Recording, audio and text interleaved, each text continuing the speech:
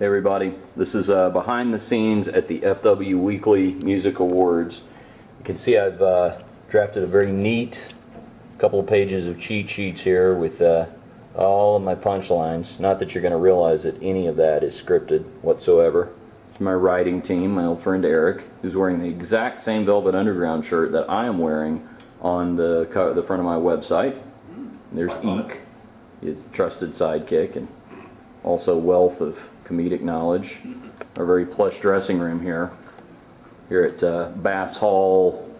Well, this isn't the big Bass Hall, right, Eric? It's little Bass Hall. Yeah. Bass Hall Light. You're a theater guy. You understand. How does this compare to the big time dressing rooms over at Bass Hall? I see that there's plenty of electrical outlets, I guess, for all your flat irons and. That's because they try to jam as many people as they can into the soul room. This is sort of the equivalent of a boys' chorus. Oh, okay. So much gay sex has been had in that shower back there. Right. It's a small enough room so that it's really difficult to get away from the choir director. Right. Especially when he chases you back here into the stall. As you grab a hold of that bar mounted on the wall. That wasn't in the original design. Actually had a few incidents.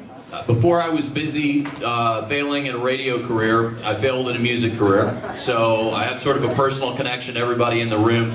I was a member of this band Killbilly, and the FW Weekly has been there to document every step of me coming up short, from music to running for mayor of Fort Worth to now radio. So we're reunited once again, and I thank them for that. And I can definitely relate to everybody in the room tonight. It's very cool to be here at an award show. It's very cool of Fort Worth to do something like this specifically for Tarrant County, because honestly, this was something we didn't have when I was in a band. You had the Observer Music Awards, but there was nothing really representing Tarrant County, and being a Fort Worth guy, that would have been really cool to have. Speaking of the Observer, not to start on a down note, but I did just find out that Robert Wolonsky has already written a scathing review of every band's performance tonight, and it's already on his blog. So don't let that discourage you from rocking the house tonight. It was very nice to see that FW Weekly went all out. Very high-class affair. I don't know that I've ever seen, yes, huge hand for FW Weekly. All of the fine sponsors here. I don't know that I have ever seen before valet parking for Econoline vans with trailers attached. I thought that was a very nice touch. I remember from the old band days for me that you're out there, you're struggling, you're making little to no money, you're playing for a percentage of the door, you're just trying to get food wherever you can, staying in crappy hotels, and it was making me think about how you just measure little increments of success wherever and however you can find them. Like in my band, it was a big deal when we got to go from staying at the Motel 6 to staying at the Days Inn. There was a subtle upgrade, but it was a slightly less pungent smell, and that was nice. And then, eating, for example, you got to go from Golden Corral to the Cracker Barrel. That was an upgrade. Fine dining. You got to make that leap from crack to actual cocaine. That was another landmark. I was looking over the ballot. I do a radio show now on Live 105.3. It's called Big Dick's Wild Ass Circus. And thank you. Just this past week, actually, we went weeknights. So we're on Monday through Friday, 10 p.m. to midnight. And speaking of local connections, I was going down the flyer, looking at all the bands nominated. I wanted to talk about them on the show this past week. There's other bands here tonight who really, over the last couple of years have made quite a name for themselves outside of Fort Worth. Theater Fire is one of them, and I would formally introduce them. I think, though, however, it is illegal to introduce Theater Fire in front of a crowd this size. So I will just see. Okay, don't groan. It's okay to have a delayed reaction, because that makes us all feel smart. There's no need. Those guys all have, several of them have very thick mustaches, which would explain the initial band name, the Theater Firefighters, that they passed on. The jazz category, we were treated to a fine jazz opening. How about that? Big round of applause for the Fort Worth jazz category. Absolutely. I noticed noticed in the jazz category that Amistad is nominated. Are they here tonight? Do we have any of the guys from Amistad? We need to give them a big hand, actually, because they took extraordinary measures to get here tonight. I understand they actually set sail 3 months ago to be here with us tonight. And they, of course, are good friends of the Underground Railroad. I don't know if those... Underground Railroad is here tonight, right? Okay. That's good to know, because you guys in the Underground Railroad are going to be responsible for smuggling Amistad out of here after the show is over with. We also, I learned something this week in preparing for this gig.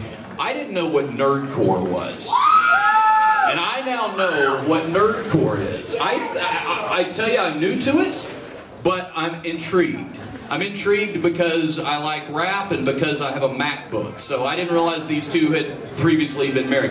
I'm going to find out all about what nerdcore is. I was reading about one of the ladies who's nominated the Best Female Vocalist category, MC Router, is here somewhere. And yeah, you know, and I think it's important, especially in the burgeoning field of nerdcore, to really, you know, rise above the friction like MC Router has done. I think sadly everybody in nerdcore has not followed that example. I heard word that DJ BitTorrent and Lil Zip Drive were involved in a drive-by earlier tonight before the ceremony.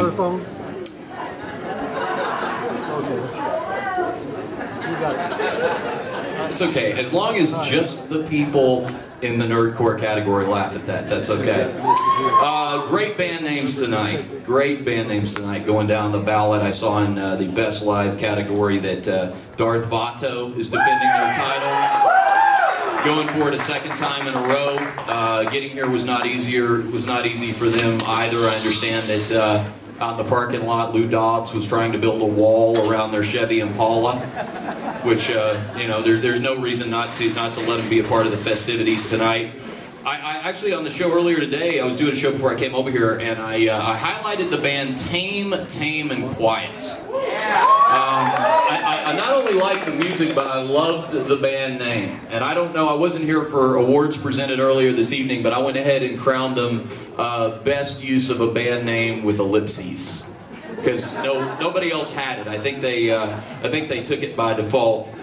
The Red Herrings nominated in the new artist category.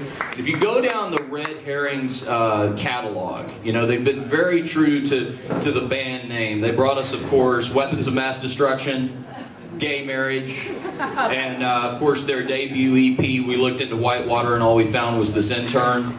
So Red Herrings, very true to the band's image. The Guns N' Roses tribute band, Child of Mine. I saw these guys earlier. It's good to see you guys. And I actually encountered them out in the lobby, and Axl Rose took me aside and swore up and down Chinese Democracy is about to come out. I'll believe that when I see it. And also, we want to think about somebody who's not here. I mean, it's, you know, a situation like this, you get nominated for an award, and it's a great honor, and everybody wants to come out and be a part of the evening. But one of the guys nominated in the rap category, Twisted Black, is not here. He's actually incarcerated. He is being held right now. He couldn't be here tonight, but lest you think that he's going to be forgotten, in the event that he wins the Best Rap Award tonight, his cellie is busy crafting a replica plaque out of tinfoil mounted on a bar of Lifebuoy. So he will be appreciated tonight as well. And Kerry Wolf nominated multiple times. I haven't seen Kerry yet tonight, and I haven't seen him in many years, but he's a friend of mine, so I got to be sure to say hi to him at some point. I always love the way music journalists pay compliments. You know, oftentimes compliments are left-handed. I was reading the reviews of Kerry in the FW Weekly, and here's the quote. He has a whiskey-soaked and nicotine-clouded voice to deliver poignant, heartbreaking lyrics. And that's sort of like calling a girl dirty hot, you know? Like, what do you mean by that? Well, you know, you are strikingly, stunningly beautiful for a whore.